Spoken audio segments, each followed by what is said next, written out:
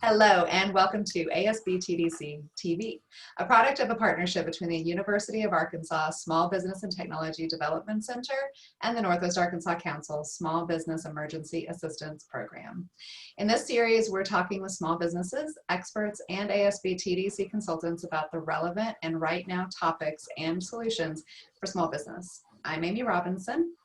And hi, everybody. My name is Chris Case, and we're here with Eddie and Bobby. And Eddie, I'm going to actually pass it over to you and have you kind of introduce Bobby and kind of tell us a little bit more about your partnership and how you guys met. But you and I and Amy, we met back in, because we didn't know you, we met back in, I think, the beginning of April when we were all invited to be on the task force for ASB TDC. And so we've known you, I feel like I've known you for years, but we've only known each other for a few months. COVID has been years, yes. So tell us a little bit about how you two met and how you two kind of hooked up on this. Thanks, Chris. Yeah, it's interesting. I've never met you or Amy in person, but I feel like you're some of my closest friends. Every day we do this. You know, the last 6 months, helping small businesses with PPP loans and all this other craziness going on. It's been a real pleasure to work with you guys. But wanted to bring in one of my good friends, Bobby Duncan. So just a little backstory. I moved to Northwest Arkansas about 12 years ago. And about 10 years ago, I discovered a great hobby of relaxation and socialization of cigar smoking. Very similar to drinking wine or drinking good coffee. Cigar smoking is not cigarettes. It's not dipping. It's a very social experience where people get together over a cigar and have great conversation and get to know each other. I would tell you that my cigar smoking and socialization has led to this, my best friends, the people I work out with, the people I hang out with, I know their families.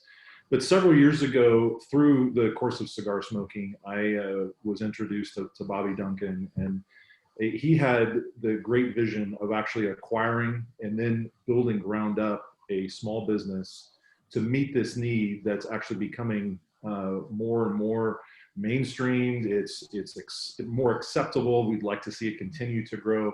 But Bobby's been, I am honored to call him a great friend. He's been a friend and mentor to me. And when he was starting his business, I just happened to be in a situation in between consulting roles where I was able to support him and help him think through things as we got things off the ground. But Bobby and his wife, Jana, now have a business that's 1.5 years old that's doing exceptionally well down off the Bentonville Square. So with that, Bobby, I'll turn it over to you.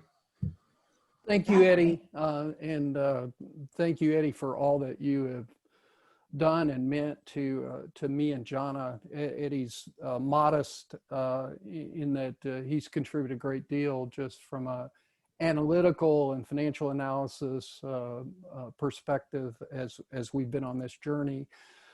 So a little bit about me, originally from the Russellville area, and after high school and spending 7 years in the Navy, graduated from Arkansas Tech University down in Russellville, and started my journey in what I call it my day job, which is the technology industry.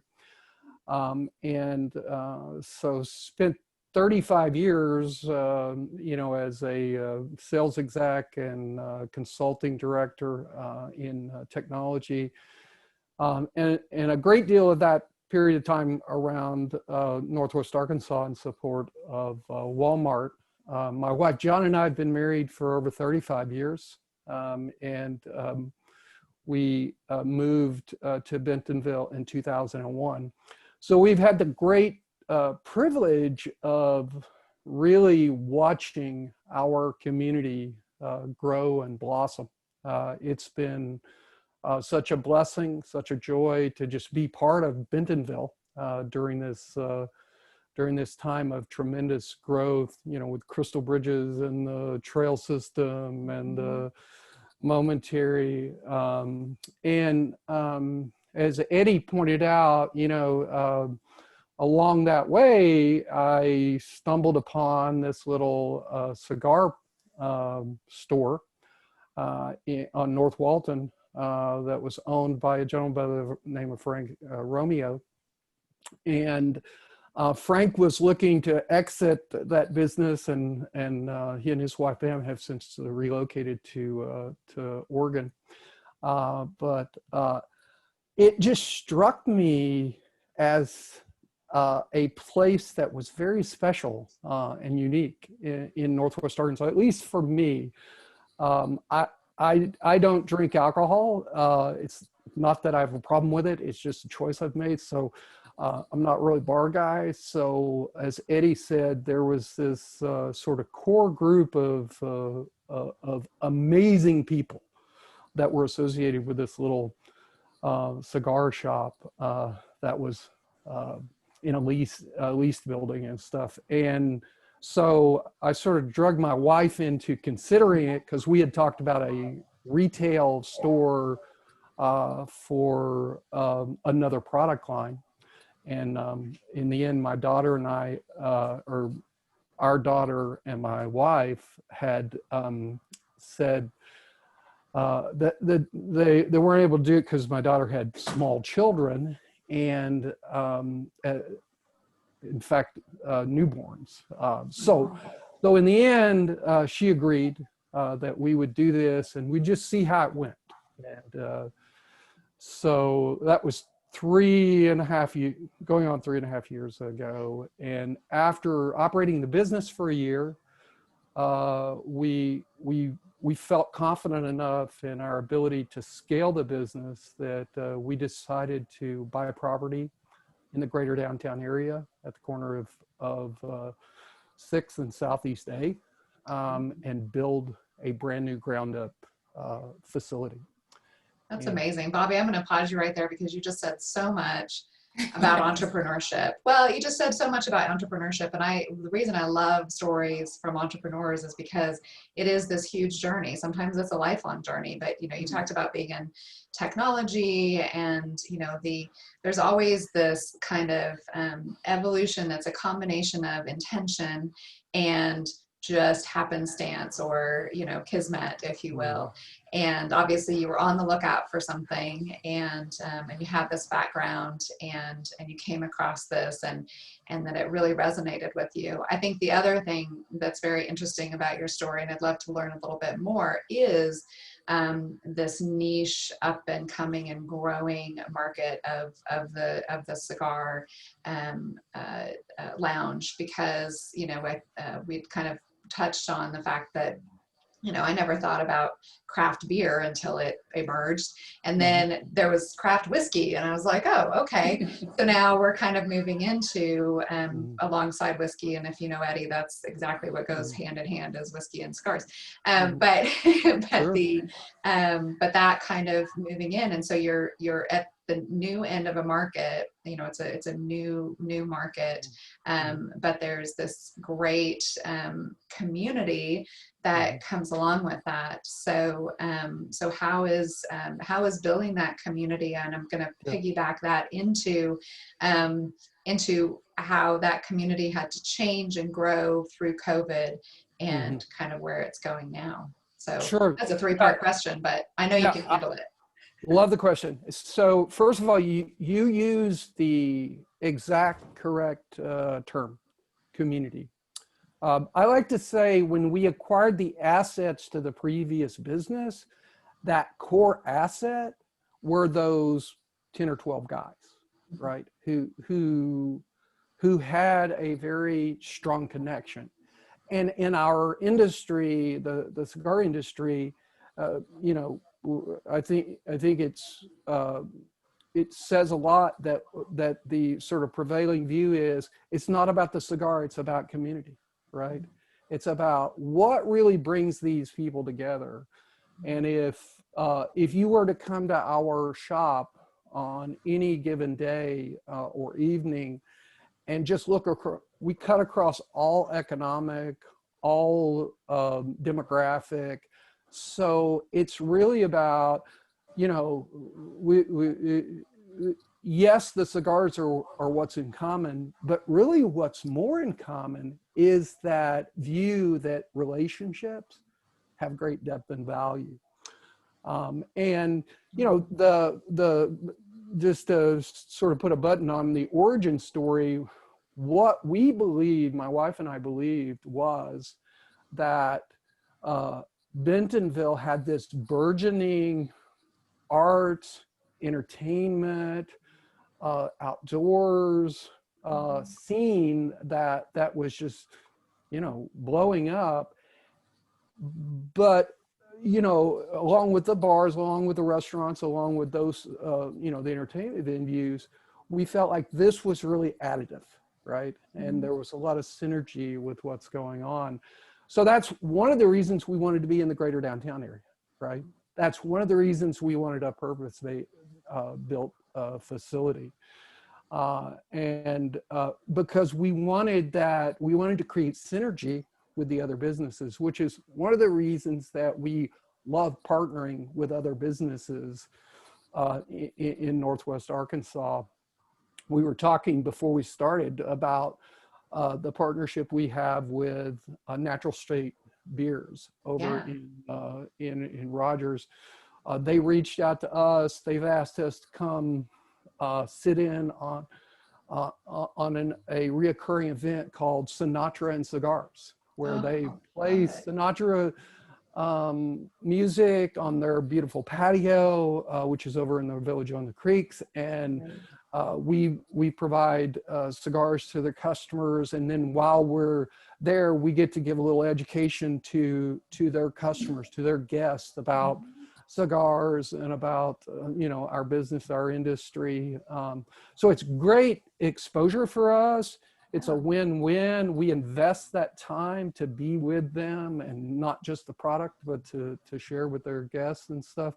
And we've done some things with some other local businesses. But again, we're looking to really add something more different and beyond what exists here in Northwest Arkansas that make this such a special, special place.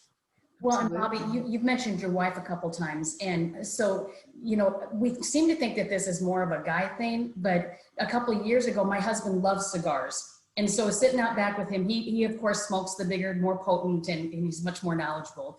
But he ended up buying me a couple of the smaller ones that are just a little bit more timid. I don't know the correct vocabulary for it, but sure. It's something that we now do together that's very relaxing. And it's something that I never thought in a million years we did, because I always thought it was a guy thing. And it's not at all a guy thing. It's if you want to relax and you want a sense of community with your husband or a group of people, it's a great addition. Yeah, Chris, really appreciate you sharing that, because that's what we experience. For example, our business has really got three dimensions. We have the retail business, which, by the way, for all those folks viewing this, the retail business is smoke free. So you can enter the business in this very upscale retail environment, both general merchandise, you know, it's yes, it's cigar related, it's pipe related, but there's also men's gifts in our shop. You walk in the humidor, again, sterling, beautiful, no smoke, and you can walk in, walk out, and not be exposed to any cigar smoking. We do have a wonderful customer lounge on the first facility, but what I was going to mention, Chris, is on the second facility, we have a membership area that we have branded The Refuge. And that kind of ties around that theme of community and socialization and bringing people together. You know, I like to say that, especially not just men, we have 2 women members, but especially men, they have a home place, they have a workplace, and some guys, like in my case, they have a place of worship, but most guys don't have that third place. Yeah. So it ends up being the bar or the golf course or that sort of thing. So, well, and even if you have a man cave or a she shed, you still, that's an only you place sometimes. It's not always this, you know, community where, or it's an intentional place where you invite friends, but in a community space or a membership, you know, you never know who's going to be there. And it's, just happens to, and that creates networking and opportunities and all kinds of things. So that's 100%. Amazing. You know, the one other point I'd make about our memberships is most of them are guys, but every member, we make their spouse a member. Great. And we do that for 2 or 3 reasons. One is we want them to know that they're welcome. Mhm. And are there that many of the guys' wives who come and sit in a cloud of smoke in the lounge? Not so much. But as Eddie mentioned, and we'll talk more about, we have this beautiful, unique rooftop patio. So we host events that cater to the spouses, right? We did a wine and chocolate pairing. And while most of the spouses weren't smoking cigars, some were, but most You weren't. said chocolate. They were drinking. They were drinking wine and eating chocolate and stuff. So, you know, one of the things, just to kind of tie in with the whole COVID impact, right?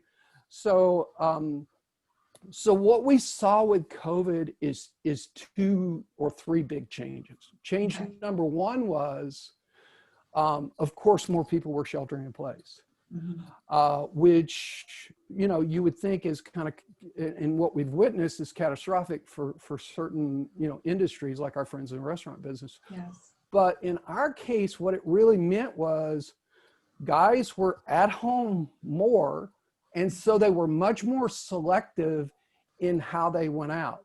So our business actually sustained and even prospered through the COVID period, because guys had more time at home, so they were enjoying cigars at home. And then they were choosing, they were very choiceful and intentional where they went, and they sort of put themselves in their own bubbles, right? Yeah. And so when we were open, you know, there was a period where the state, you know, mandated some closures and stuff, but we became one of those places. And because we had this wonderful outdoor facility where we could spread out and stuff, that became, you know, again, a refuge, a safe place to still have community and yet be, you know, practice the precautions, the safety we need.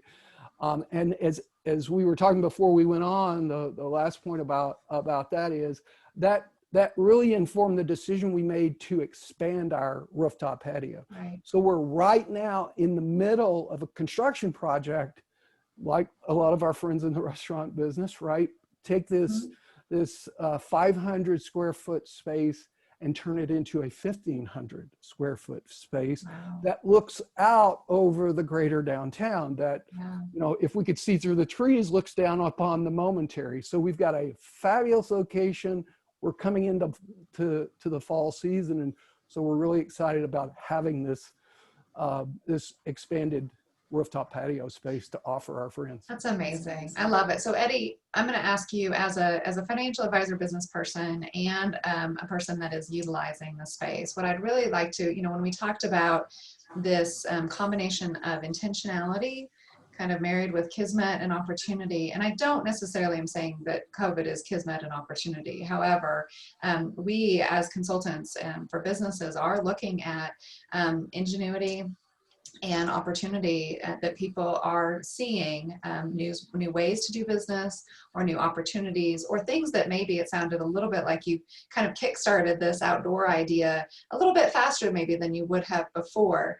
But so tell us a little bit about, from your perspective, both as a member and as a financial advisor, kind of what is the, you know, some of those intentional decisions that are made to kind of weather this storm and potentially grow on the other side of it? That's a great question, Amy. What I'd say to you is, it doesn't come without some degree of risk and financial means. You know, Bobby and Jana have taken great risk with their own personal finances to build something and invest in the community, in knowing this, predicting that this business will grow. Yeah. And, you know, they're in the first year and a half, like this is always the time of, man, this is the tricky part. And thank goodness for entrepreneurs like Bobby and Jana, because we wouldn't have this stuff if nobody ever took those risks, right? And we've been dealing with all of our restaurant friends, and they have obviously struggled with restrictions and concerns, but there are businesses like the cigar smoking consumption across the United States has increased fairly dramatically, and And I don't think that's necessarily a bad thing. It's a way people are looking. They're looking for a release from work. The home and work, there's not even a blurred line. There's no line, right? As we all sit in our home offices right now. Right. And interesting, we had a comment from one of my friends yesterday. In fact, I did this yesterday too. The refuge upstairs at the Cigar District had 8 different people, all socially distanced, all working on their laptops, and he's like, it feels like a WeWork up here. And but we're friends with each other because when we're not working, also we have great conversations. And I do think that, I don't want to say Bobby benefited from COVID. I know nobody really benefited from it, right? But took advantage of it's great to see business at least stabilizing, if not growing. Yeah. But being able to take this step to continue to expand the business with the rooftop patio, that's going to enable even more people to come and enjoy this and experience it. I'm super excited for them, and as a member, I couldn't be more thrilled. Yeah, and I taking advantage of is we look at things and we just see businesses adapting and doing the best they can with what is put in front of us, and I think that is absolutely the right way that and there are entire markets that are growing, like the cigar market, that because of the change in work-life balance and other things, and people are making changes in order to grow with the changes that are happening. So we appreciate. We have certainly adopted, Amy, to your point, the adapt and survive mantra, right? I mean, we pivoted to curbside. We pivoted to local delivery. We pivoted to, finding a way to both maintain and try to strengthen that connection with customers and members. So I think you're spot on. Well, so tell us a little bit more about where everyone can find you, and if you have something coming up next, we would love to hear about it. You said wine and chocolate, so let me know when that's happening. But I appreciate that. Yeah, we've invested a great deal into our digital presence, so you can find us. You can find us via our website, which is thecigardistrict.com, and likewise at the Cigar District from an Instagram and Facebook handle perspective.